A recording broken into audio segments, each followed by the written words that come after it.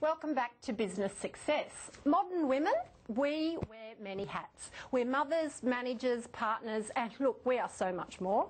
So what happens when you throw running a business into the mix? Well, I'm hoping that Kate and Anna Burke will have the answers for us. Now, these fabulous women, they have taken the brave leap into running a business, proving that it's never too late to make a change. Are you enjoying having all those balls in the air, ladies? Loving it. Loving it. It's very busy. Your smile wasn't really very big as you said that.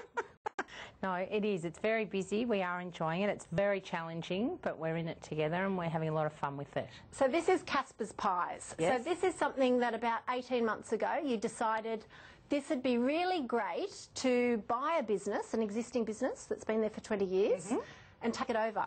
Yes. What inspired that move?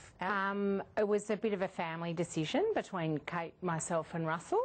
And I will add, it started off as something that Russell and Anna wanted to do, and I came along sort of a little bit later in the piece. So, in the interest of full disclosure, I wasn't looking Russell for a full-time Howcroft is your job. husband, Kate. Yes, yes. Right, and so he's brought the branding energy into all of this, Yes, has he? he has, definitely. He Right, definitely has. okay. yes, so we've now got a number of family members working in the business, and How there's 5 of us involved on a day-to-day basis, and then on the factory floor there's a couple of extra teenagers that come in and help where we need it. So it's good. It's exciting. So you're baking pies? Yes. Yes. Is this something that you had done before? Did you think I will buy a business so that I can utilise my baking skills? We've You're thinking that one through. I love baking, but I never really thought that I would end up working in a pie factory at the age of 48.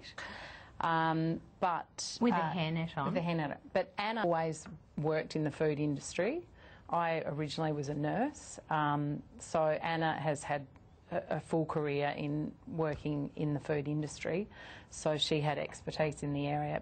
Possibly not making pies as such, but... No. But Kate, it's really interesting. I think that there's a lot of people who might be in a job that they're sort of feeling like this is a bit mundane. I have all of these fabulous ideas to start a business. Yeah. How hard was it to actually go and jump into something that's so completely different? I think Anna is the one that jumped in. I was sort of pulled in. Yes, a lot of... kicking and screaming, was she? I was. A little Initially, bit. She I tell came you in a what, tennis skirt a couple of I times. tell you what, it really was a big shock to me because I hadn't worked full time for a long time. But and also Kate had not worked in an office, I so love she brings a lot of fresh new ideas and also some questions of, well, why do you do that? It's like, well, because we've been doing that for a long time. But going back to the baking question, Kate, beautiful cook and background in recipe development and new product development from a retail perspective. So jumping the fence and going into manufacturing, it's been an amazing experience. And we have learned a lot. We've done a lot together, and often the two of us are following each other around the factory floor. But early on, yeah, it was okay. You just have to be involved in every aspect of it to learn every little part of it. So does that mean you don't have the segregation of duties? You're just both involved in everything? We do now, yeah. But we are starting to segregate more, but it's still very much a daily management of who's doing what in a lot of cases, isn't it? Yeah. It's interesting, Anna, what you say about Kate coming into the business and bringing fresh thinking, because I think that we can all, when we, certainly in terms of when I hire staff, they bring the fresh eyes and look at things from a different perspective. Yes, Did you realise that you were bringing this skill set to the table, Kate? No, I didn't. I take that as a compliment. Yeah. Sometimes there may be ideas that are not the right ones, but yeah, it is a fresh look at the way things are done, I suppose. Definitely, definitely. So Casper's Pies, this is the new branding. Yes. You look lovely, Don't ladies. we look great? You look fabulous. So do you have to sort of ask Russell to... Yeah, stop giving us all your ideas. We've got our own branding ideas. No, bring the ideas in. That's definitely one of the challenges with working with the whole family is trying to turn it off We only when ever you're talk about pies. discussing No, that's when what we we're talk at family functions, we eat pies and we talk pies. Russell's very much an amazing force to have to bounce off, and he's not involved in the business day to day. It's more of a weekly catch up and texting checking in, and obviously Kate bounces a lot more off him in downtime and whatnot, but there is no downtime.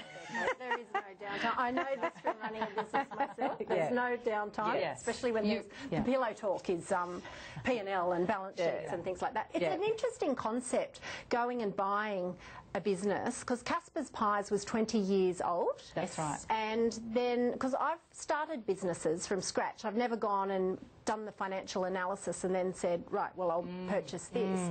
Was that a bit scary, thinking that you're going to uncover, a whole lot of things that you didn't catch in your due diligence? No matter how much due diligence you do in any purchase of any business, or just even, sifting through what you would want to buy, you'll always uncover things that you didn't know about. What was the worst thing that you uncovered that you didn't know about? You don't want to know.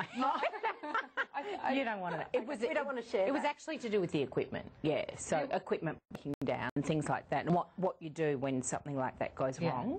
And that was nothing to do with the actual business as such. When we took over, we had our computer system hacked, and we had all our data held for ransom. And I kept saying to Anna, can we just pay them that money and get that data back? No. What did you do in that situation? 6 weeks in, it happened. Yes. Yeah. So we loaded all the data because we negotiate with... I mean, you hear about those stories, but you actually don't, you don't typically meet people who've been personally affected by them. Yeah. Has that been the biggest challenge? Yeah, definitely. Yes, it was the biggest challenge that we had. And so where is Casper's going from here?